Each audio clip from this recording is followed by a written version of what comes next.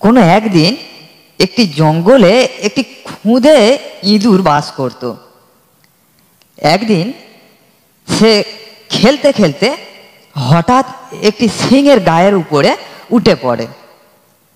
সে বুঝতে পারেনি যে সিংহ মামা সেখানে ঘুমিয়ে আছে।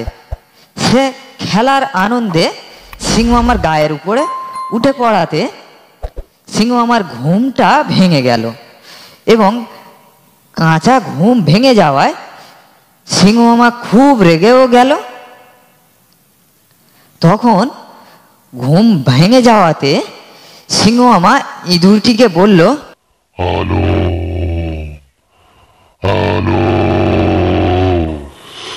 তুই আমার কাঁচা ঘুম ভেঙে দিলি। পুচকে ইঁদুর, আমি তোর দেখ এইবারে কি করি। সিংহ মামার ভয়ঙ্কর গর্জনে এই কথা শুনে খুদে ইঁদুরটি খুব ভয় পেয়ে গেল। সে বলল, সিংহ মামা, আমার খুবই ভুল হয়ে গেছে, অন্যায় হয়ে গেছে, আমি বুঝতে পারিনি। দয়া করে আমাকে ছেড়ে দিন।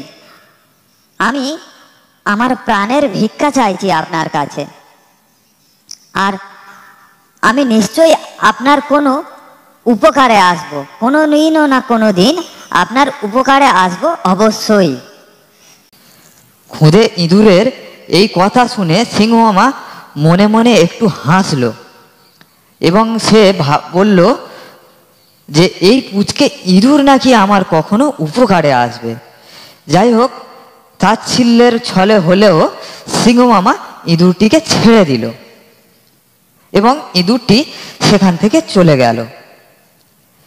এর কিছুদিন পরে সেই খুদে ইঁদুরটি সেইখানেই খেলা করছিল এবং হঠাৎ শুনতে পেল যে দূরে সিংহ মামার চিৎকার, গর্জন। সিংহ মামা গর্জন করছে,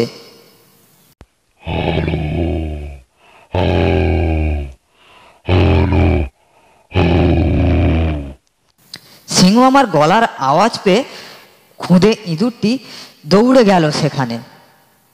গিয়ে দেখল যে সিংহ মামা শিকারীদের জালে আটকে পড়েছে এবং কিছু দূরে শিকারীরা আসছে। তৎক্ষণাৎ ইঁদুরটি দেরি না করে ছুটে গিয়ে সিংহ মামার সেই জালটি তার ধারালো দাঁত দিয়ে কেটে ফেলল এবং সিংহ মামা সঙ্গে সঙ্গে সেই জাল থেকে বেরিয়ে পালিয়ে গেল।